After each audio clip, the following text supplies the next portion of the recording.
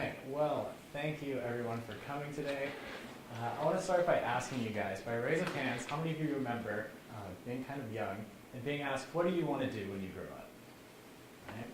Pretty much everybody, and I'm sure it was the cutest answer you've ever given in your life, and it's probably something ridiculous and different from everyone else in here. And so today I want to talk about this idea of younger dreams. This idea that we all want to be something. And so for me, I wanted to be Peter Pan. Right? He was basically a superhero. He could fly, he could fight, he got Wendy, that was great for him. And he lived in this place called Neverland, which as we all know, is a place where nobody grows up. It's just a bunch of kids who kind of play around and they just love life in everything that they do. And so before I kick into that, I kind of want to talk about this idea of a real job. The idea that, well, it's not an idea, both of my parents were actually professional athletes growing up, and after that they were coaches. And so I never had this idea of a real job kind of like pushing me forward. It was always just to do what I love. And so I want to talk a little bit more about that. I grew up in a small town called Sandpoint, Idaho, of about 6,000 people, right on the border of Canada. And as you can tell, I was immersed in this beautiful nature, which I loved spending outside. I loved just capturing that through film and photography. But I also loved snowboarding and skateboarding and soccer. And yes, that is a lot of different things. And then my younger dreams kind of began to change. I obviously didn't want to be Peter Pan anymore, but I wanted to be an athlete. And so I think the thing that inspired me to do that was the community that I found in all of these. Even though they're all different, the thing that I found connected them was it's a group of people who have these similar passions and interests and this love for whatever it is that they do. But for me, it kind of became like this issue that I loved too many things, and I thought that something was almost wrong with me. You know, all my friends kind of like specialized in something. I thought that was really cool. You know, this kid is great at this, and I'm just kind of like average at a lot of things. And so that kind of led to this idea and this word that we all love, and that is failure. Yeah. And so for music, I was in several bands and started a solo project, and just nothing really seemed to work for me anymore. I didn't have this drive to keep writing. For sports, I competed in 4 different sports, travel. I kind of had this cycle that I was working on, and it just wasn't where I didn't have this drive for competition like I used to. And that was all the way up through college. And then for film, I was filming, I just loved capturing it, and so I even transferred to Biola for the film program. And then 2 months after being here, I realized I didn't get in. So I was kind of lost. I just like, everything that made up who I am, my identity was starting to crumble. And that was a really hard time for me. I kind of became less of a Peter Pan and more of a lost boy. You know? And so I was almost as confused as the stormtroopers on Tatooine when Obi-Wan Kenobi told them that they were not the droids they were looking for. And in fact, they were. And so, but even in college, like once I got here, I went through probably 4 major changes, and then I kind of stumbled upon PR after meeting with Dr. Kim, and I realized that it was something that I could be interested in because I love people, I love building relationships, and I love connecting people to similar interests that they can also find passions in. And so I kind of had to change my perspective on things. I had to stop looking down and looking up. This verse kind of hit me, Proverbs 3:5, to trust in the Lord with all your heart and lean not on your own understanding.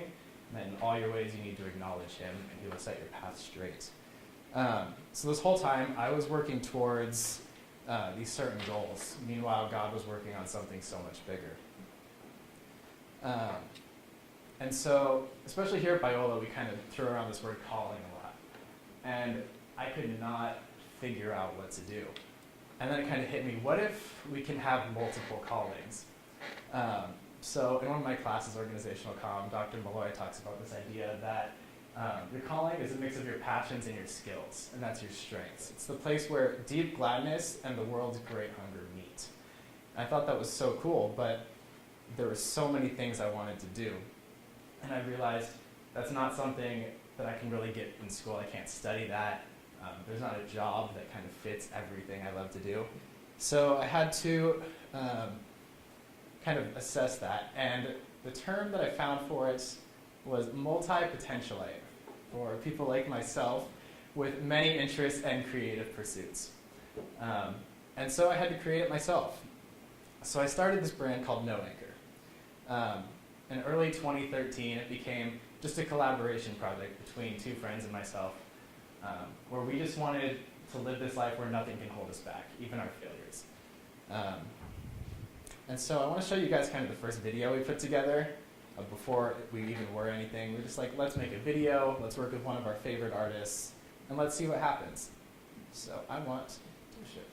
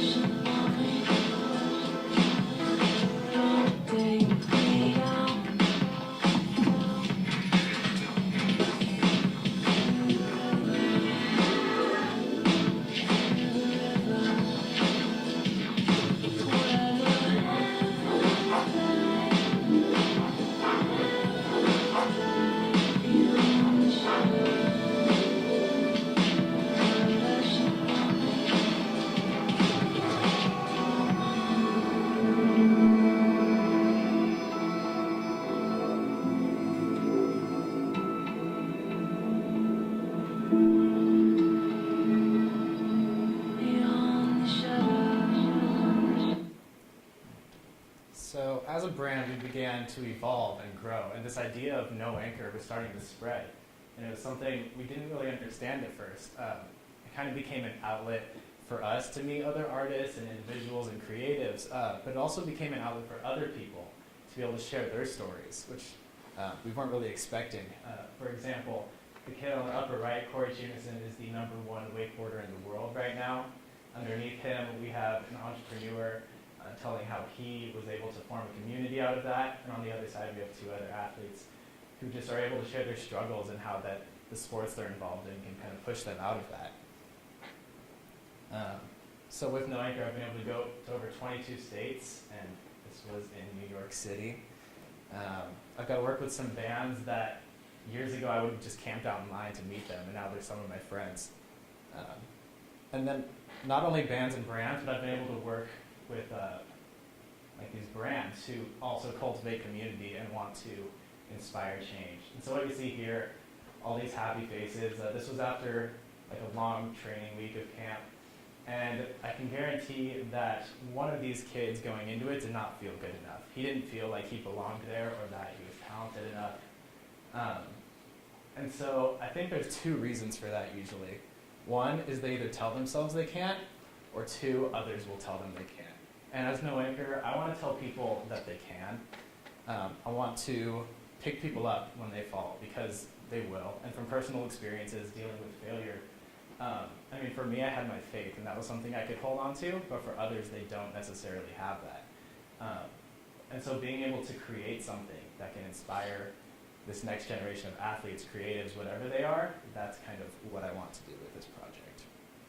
Henry David Thoreau once said, "I have learned that if one advances confidently in the direction of his dreams and endeavors to live the life he has imagined, he will meet with a success unexpected in common hours."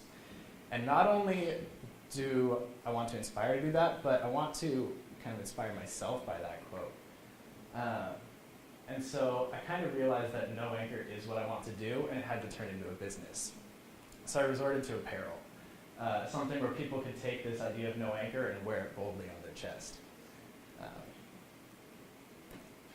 And so this was just a quick video from our last line that I wanted to show you. This used probably 5 different filmmakers in 5 different cities, even Canada. And yeah, I'd like to show you this. The fear of the unknown. I found you must go to comprehend it. Your mind can take you places through a photograph, but your heart longs for authenticity. When you reach the edge and look back, when your lungs burn with every newborn breath before the break of day, no simulation, no substitution will ever equal. If you don't go, how will you grow? There is power in the unknown. There is strength in conquering fear, and nature is our most potent remedy.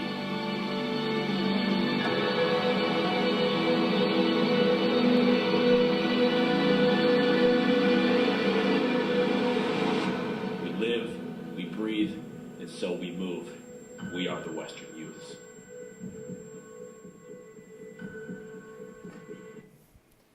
All right, so moving forward, that is something that I'm still working with. I would love to pursue no anchor full time. That is the dream. But I'm also open to doing a lot of things. As I kind of talked about, as a multi-potentialite, I don't know, I'm at a time in my life where I'm not on a structure. Like once we graduate college, it's kind of one of the first times where we can do whatever we want. There are endless possibilities. And so I'll just be moving forward and seeing what God has in store for me. And then there are a few takeaways I just want to leave you guys with that have been really helpful for me. It's just knowing that failure is a bruise and not a tattoo. As a wise butler once told a beaten and bruised Batman, what do we do when we fall? We learn to pick ourselves back up. And so that is what I aim to do. And also just embrace who you are. Whether you are a specialist or have many interests, you matter and your passions and your calling matters. Your younger dreams matter, and that's what inspires you to be you. And so the last thing I just want to leave you guys with is ask yourself, what is the work that you can't not do? If you don't know what it is, I want you to discover it. And if you do know what it is, I want you to live it. Not just for you, but for everyone else. Because when we embrace that, that is how we change the world one step at a time.